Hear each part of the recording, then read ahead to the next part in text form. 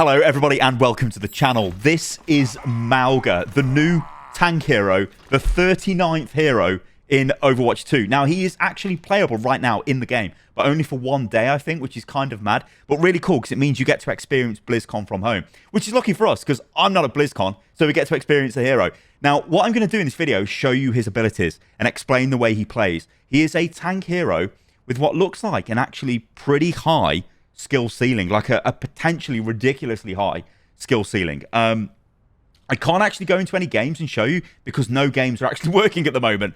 We're just getting disconnected from matches all the time, which is kind of a bit sad because you think obviously everyone wants to play Mauga, so everyone just leaves the game and they all just collapse. It's not great. So what we're going to do, and also we're not going to go into just no limits because that is just completely ridiculous. We don't learn anything from that. So yeah, this is Mauga. I'm going to select him. A gun in each hand and a smile on my face. And I'm going to explain his abilities, right? Because, well, we'll just do this first because it's funny. We'll just blow people away because it's absolutely ridiculous. So you might see I'm doing something here, which I think is the play style of Mauga. You basically on a primary fire, when they're on fire, then you hit them with alternate fire. And alternate fire is, yeah. It seems like there's a trade-off between accuracy, speed, and all kinds of stuff when you're firing both the weapons. But I'll explain this because, of course, that doesn't really mean anything. So the first ability we're going to talk about is Incendiary Chaingun. This is the primary fire. It's an automatic weapon that sets targets on fire. And now there is a very special thing that happens when they're set on fire. Look at Volatile Chaingun. This is the alt fire, sorry. This deals critical damage to burning enemies. Now the reason why that is key is below me. I'm actually covering this up. So just take my word for it. Honestly, like, take my word for it. I'm not lying to you. Take my word for it. It says this: Berserk, gain temporary health while dealing critical damage. So your passive, you gain temporary health when you deal critical damage. So your primary fire sets targets on fire, and while they're on fire, your alternate fire causes critical damage to them, so you gain health. That is the sustain mechanic of this tank. It's a bit of balance. That is like, you've got to do a bit of balance there, haven't you? You know what I mean? It's like juggling the primary and alternate fire. That's really cool. Let's talk about the abilities, though. So let's talk about Overrun. This is a charge, and you stomp to launch enemies. You're unstoppable while charging. That means you can't be crowd controlled.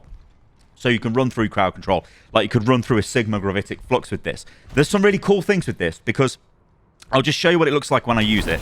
So you go into third-person mode, you run forward, and then you jump at the end of it. But you can actually control this when you are charging. So if I want to charge over here, look, I can control this. Like I can move around, and then he jumps forward. But even more control is available with this ability.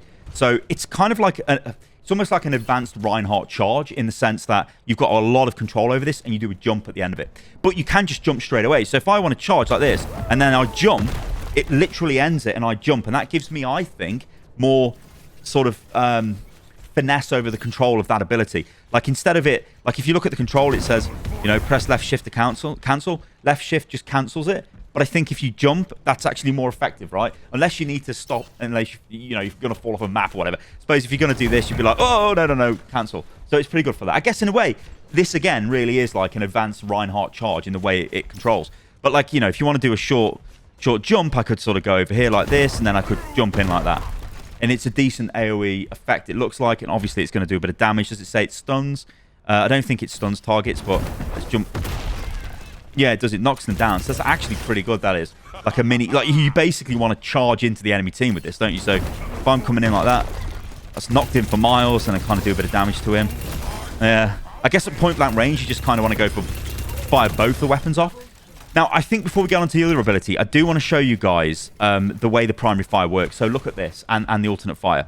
So the first thing is, if I'm firing just one weapon, notice the spread there. That spread, it's a decent bit of spread, but it's not tons and tons of spread, right? This is the alternate fire. It's got the same pattern by the looks of it. But if I fire both together, and also you'll notice they've both got the same ammo pool as well. You don't reload each individual weapon. You reload both together. Now, if I fire these together, watch the spread. Look at the spread. It is absolutely massive now. It's like you're losing control of this. This is only good at close range. So to kill these bots, if I'm going to fire at them with primary fire, you know, that's decent damage. We're doing crit damage as well. We're doing crit damage with this at headshot. But you can see at range, this is actually still quite good. right? This is still quite good at range, but I can't fire both of these together at range. So at range, you've got this sort of little dynamic that comes into play where you're going for the primary fire, you set them on fire, then you hit them with the alternate fire.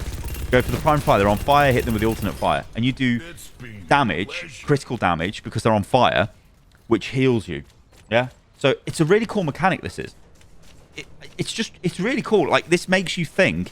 But obviously, you're not going to think if you're close range, you're just going to be jumping in like this and going, this is me thinking I'm just mowing everything down. There's no thinking there. You know what I mean? It's just like, die.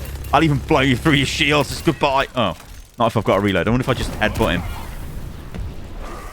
Oh, okay. So the charge knocks them up. Okay, that's probably where I got a little bit confused. So if I hit them with the charge, it knocks them back.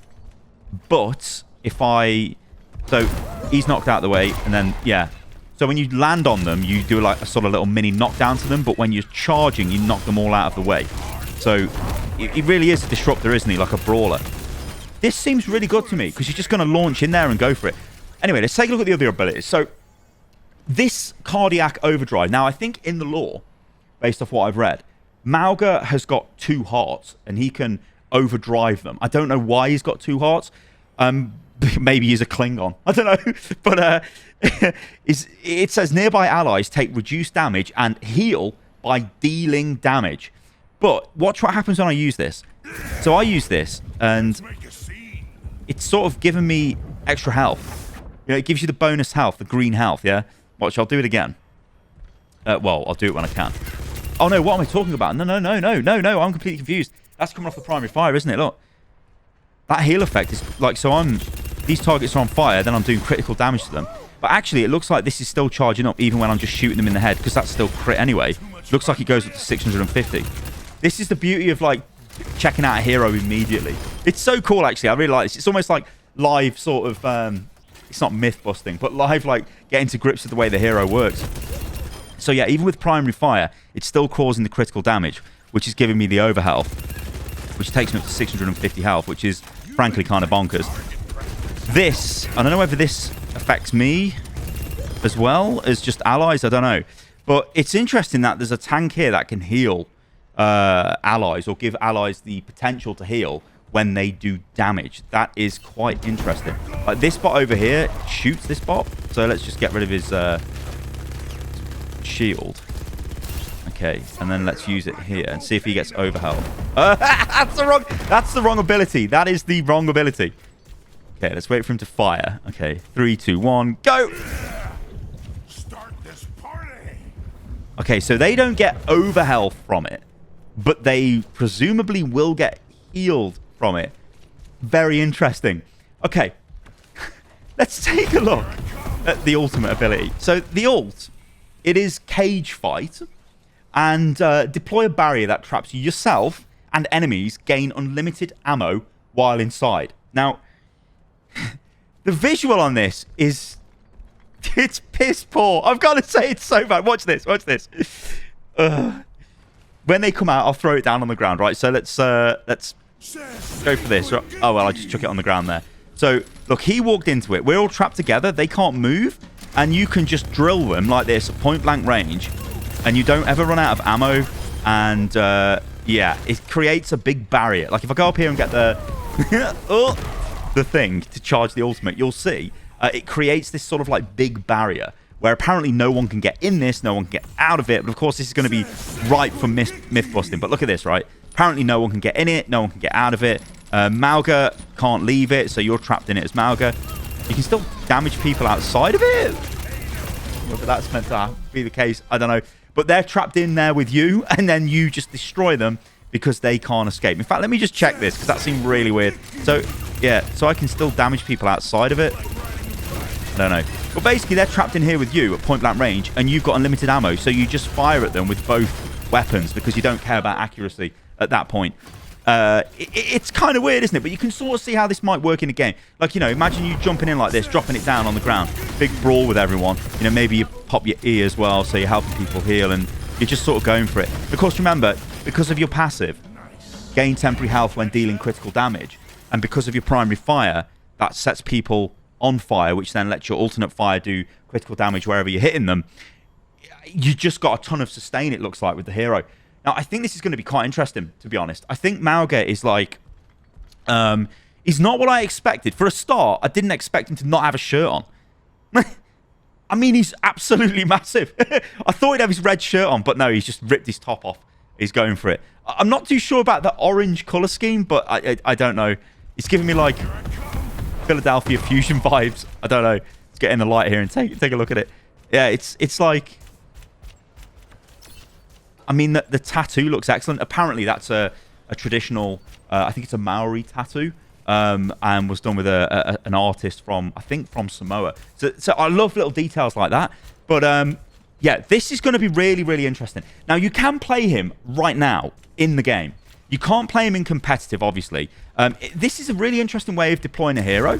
And, like, I hope they do more of this in the future because I know, right, I'll give you guys a little bit of insight here. Content creators normally get access to a test server, which is, like, usually like a week or so before things go live. This is great for content creators because it lets you make really good content. It lets you make content that makes sense and that isn't rushed. But honestly, I quite like the whole sort of, you know, like the enjoyment. This is like, oh god, there's a new hero, let's go. Because you guys remember the PTR? If anyone remembers that from Overwatch 1, that's exactly how that used to be. Where you'd be going in like, oh, there's a new hero, let's go. And everyone's jumping onto it and checking it out. And everyone's got crazy hot takes. And it's just, I don't know. I think that's more fun. Do more of that, Blizzard. All right, I'm going to leave this video at that. This has been a look at Mauga. I think I think this is a tank hero I can definitely see myself playing. I can see what Blizzard are going for here with the, like, you know, you imagine trying to do damage at range on this guy, then I want to close in on him and I jump down and I'm like, whoa, and I'm doing damage here and I'm in a fight and then I'm going to chuck the thing down on the floor and get this guy trapped. I'm reloading those, so that's a bit embarrassing. I'm going to fire both weapons at close range. These guys have walked into it, which I don't think people should be able to walk in and out of this. But maybe the bots are broke, who knows? Remember, it kind of is a test, and I don't think he's coming out until December anyway. So, yeah. All right, guys, I'll leave the video at that. Thank you for watching. I hope you enjoyed it. If you did, then do like the video, leave a comment below. And, yeah, there's been some more interesting tidbits have been announced so far from Blizzard. We've got 2 new heroes have been announced. Although in their early stages with their code names, a DPS and a support hero. We're going to find more information about those tomorrow, apparently. There's a new game mode coming called Clash, which is a 5-point mode where there's 5 points in a line and you have to fight to sort of control them like a tug-of-war mode. And that's on a reworked Hanamura, which is pretty cool that they're using the old maps and sort of, you know, redeveloping them. But yeah, I'm going to leave the video at that, guys. Thanks for watching, and I'll catch you lovely lot on the next one. See you soon.